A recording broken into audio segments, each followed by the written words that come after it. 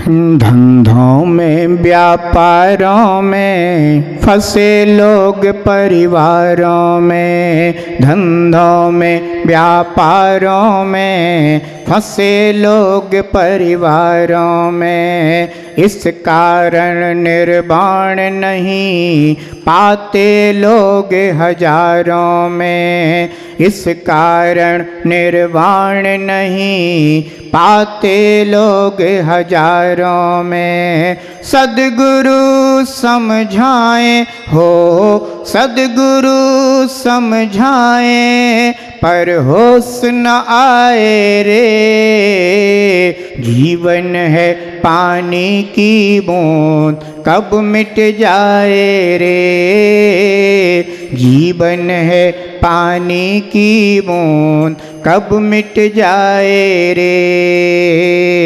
हानि अनहानि हो, हानि अनहानि कब क्या घट जाए रे, जीवन है पानी की बूंद कब मिट जाए रे, जीवन है पानी की बूंद कब मिट जाए रे, जीवन है पानी की बूंद कब मिट जाए रे। जयदु जिणागम पंथो, जयदु जिणागम तिथो, जिनागम पंथ जयबंत हो, जिनागम तीर्थ जयबंत हो। जिनागम में श्रवण और श्रावकों की मर्यादाएं सुरक्षित हैं। श्रवण किन मर्यादाओं का पालन करें और श्रावक किन मर्यादाओं को अपने जीवन में धारण करें, यह जिनागम में हम सभी को बताया गया है। गृहस्थ जीवन पापमय होता है।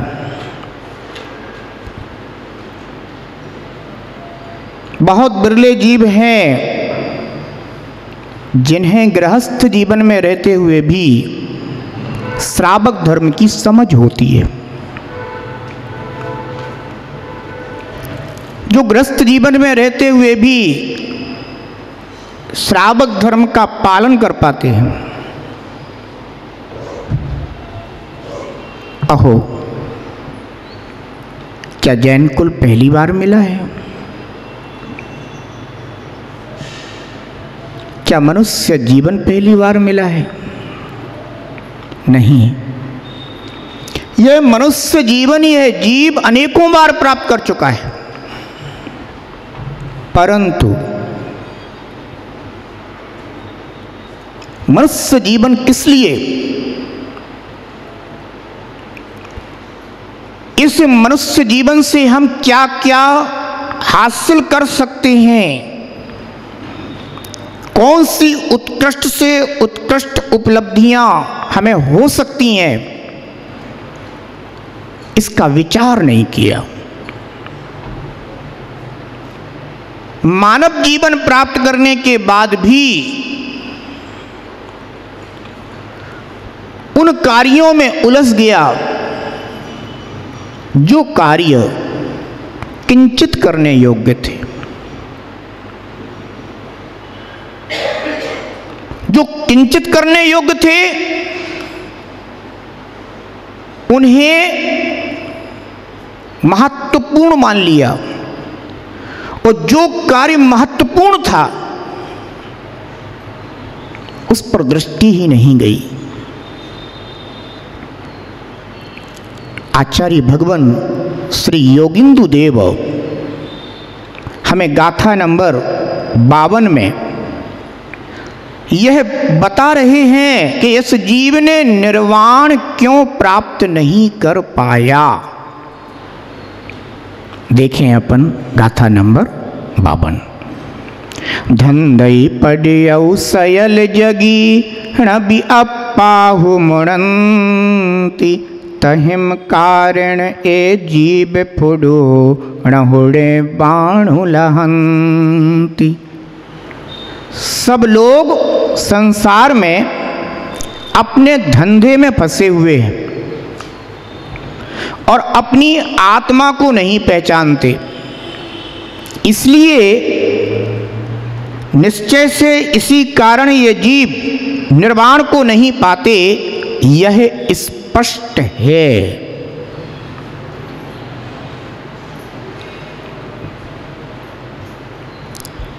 ज्यों ज्यों बुद्धि बढ़ती है त्यों त्यों जीव की प्रवृत्ति व्यापार में, धंधे में होना शुरू हो जाती है।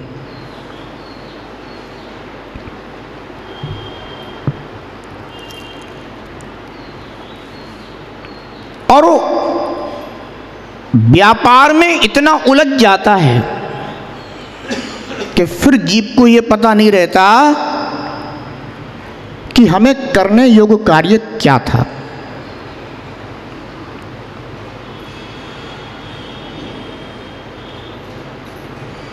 आचार्य भगवान योगिंदु देव हमें दिशा निर्देश देते हैं, व्यापार करो पर व्यापार में ही मत लगे रहो, भोजन करो पर भोजन में ही मत लगे रहो। देखो तो जीव भोजन करता है ना, तो भोजन के लिए भी व्यक्ति बड़ी मुश्किल से समय निकाल पा रहा है। बाकी तो क्या दिख रहा है? धंधा, व्यापार।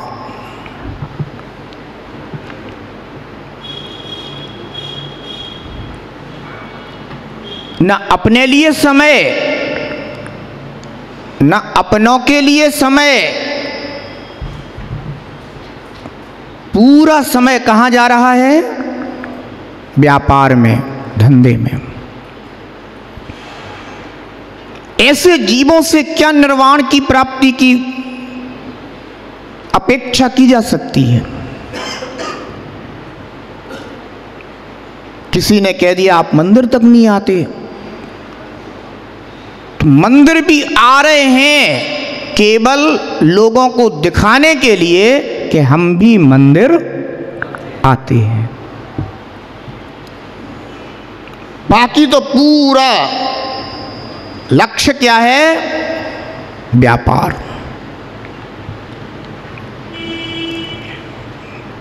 आचार्य भगवान कह रहे हैं कि सब लोग संसार में अपने धंधे में फंसे हुए हैं और सबका अपना अपना धंधा है।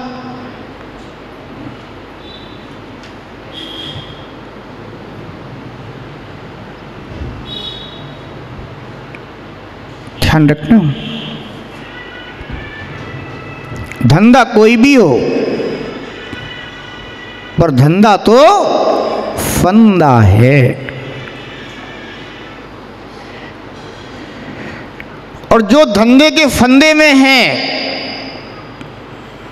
वे ना तो धर्म के लिए समय निकाल पाते हैं, ना अपने लिए समय निकाल पाते हैं। निर्वाण तो बहुत दूर की बात है।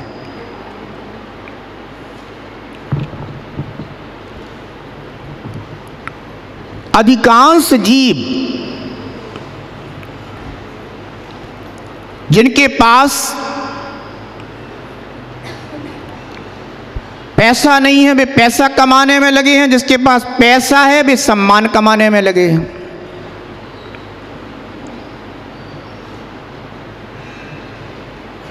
जिनके पास सम्मान है वे हमारा नाम लिस्ट में सबसे ऊपर होना चाहिए, वे इसी में लगे।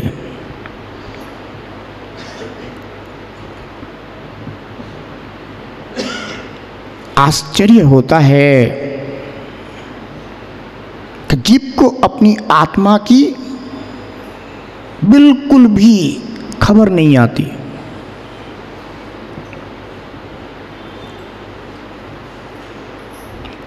जबकि जानता है कि यहां जन्म लिया है तो मुझे मरना है। तन मरघट तक, परिवार दहरी तक, धन तिजोरी तक,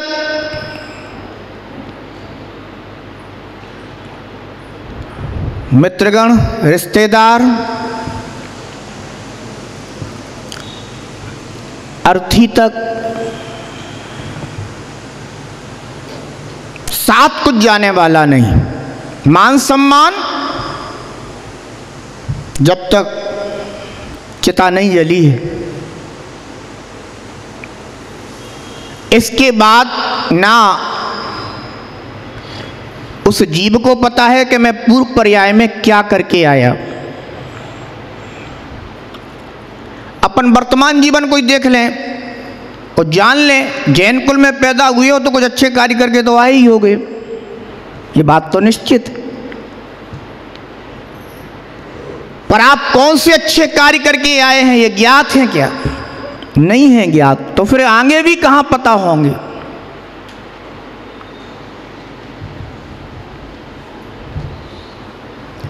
बंधुओं, जो कुछ भी इस पर्याय में अर्जित होगा सब यहीं छूटेगा।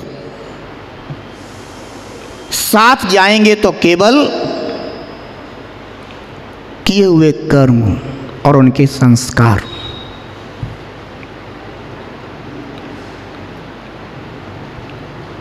इसलिए भगवान महावीर कहते हैं कि अगर यह मानव जीवन तुम्हें प्राप्त हुआ है तो इस वर्तमान पर्याय की क्या आवश्यकताएं हैं उनको समझकर, जानकर, उनकी पूर्ति करके शेष समय अपने आत्महित में लगाना।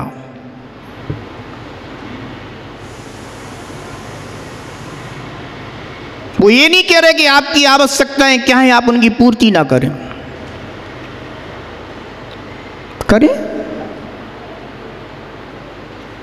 अवश्य करें, पर आवश्यकताएं आसक्ति ना बन जाए।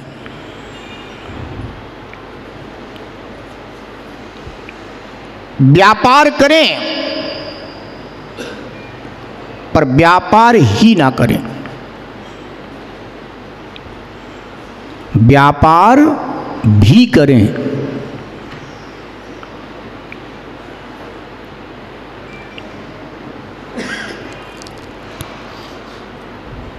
परंतु मनुष्य जीवन में अज्ञानी जीवों की प्रवृत्ति बहिर्मुखी होती है, अंतर्मुखी नहीं। और वो ये सोचते हैं कि मैं बाहर के कार्य करके अपने जीवन में बड़ी उपलब्धि करना चाहता हूं, पर सारी उपलब्धियां तुम्हारे जाने के बाद कोई भी पूछने वाला नहीं तो तुमने क्या उपलब्धियां हासिल की थी। बड़े बड़े महापुरुष हो गए, कौन किन की उपलब्धियां गिन रहा है? किसके पास फुर्सत है तो दूसरों के विषय में इतना विचार करता फिरे। ध्यान रखो, करने योग्य कार्य अगर कोई है तो निज आत्मा को जानना। इस मनुष्य जीवन में गांठ बांध लेना, ये कार्य करने योग्य है।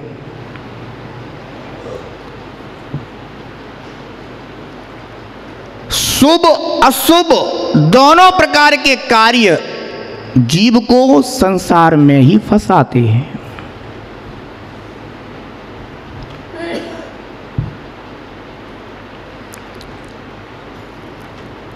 गृहस्थ जीव अशुभ कार्यों में फंसे हुए हैं और त्यागी व्रती धर्मात्मा जीव ये शुभ कार्यों में फंसे हुए हैं। फंसे दोनों हैं।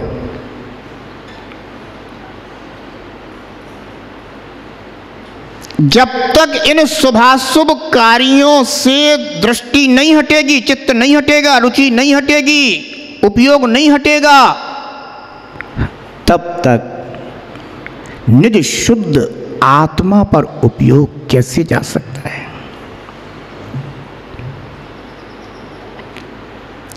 इसीलिए योगिंदु देव समझा रहे हैं कि सब लोग संसार में अपने धंधे में फंसे हुए हैं। माने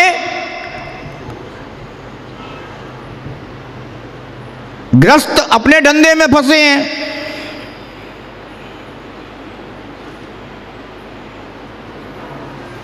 श्रावक अपने धंधे में फंसे हैं, और साधु अपने धंधे में फंसे हैं।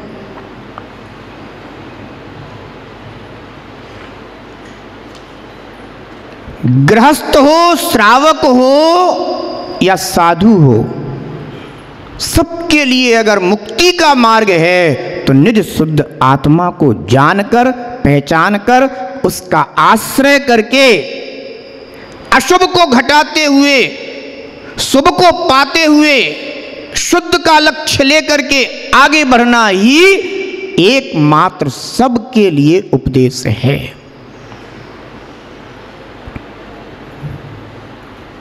परंतु गृहस्थ जन सुबह से उठते ही किसी को व्यापार याद आता है, किसी को घर परिवार याद आता है, किसी को अपने नल याद आते हैं, किसी को दूध पानी याद आता है, किसी को रिश्तेदारी याद आती है, पर आत्मा की याद किसको आती है? मैं कौन हूं, ये चिंतन करने के लिए समय किसके पास है?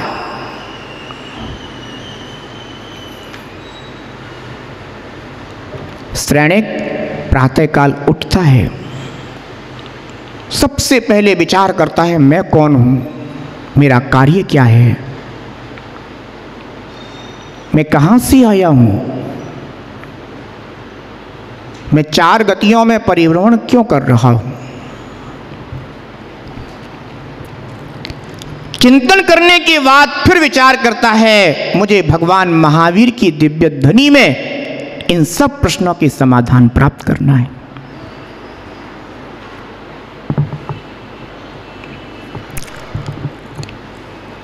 विचार करना।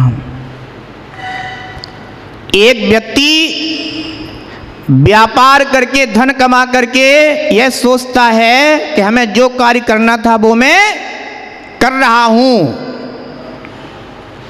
और एक व्यक्ति